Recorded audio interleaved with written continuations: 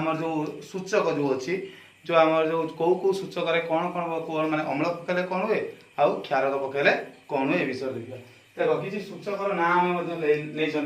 है द्रवण नमूना प्रथम अच्छी लाल लिटमस द्रवण नील लिटमस द्रवण फेनोल्फथालीन द्रवण आउटा कौन मिथाइल द्रवण है एसिड हाइड्रोक्लोरिक एसिड जोड़ा लाल लिटमस द्रवण मन रखो जेहेतु एटा एसिड जोड़ा रहा से कौन हम ना लाल लिटमस द्रवण जोड़ा रहा से कौन प्रभाव तार पड़ो ना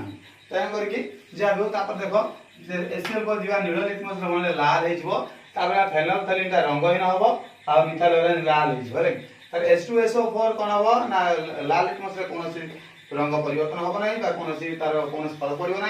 नील लिटमस लाल हो फेनोल्फथालीन रंगहीन हो मिथाइल कौन हो लाल हो HNO3 सेम प्रोसेस कौन हो ना एटार तो कौन प्रभाव पड़ो ना लाल लिटमस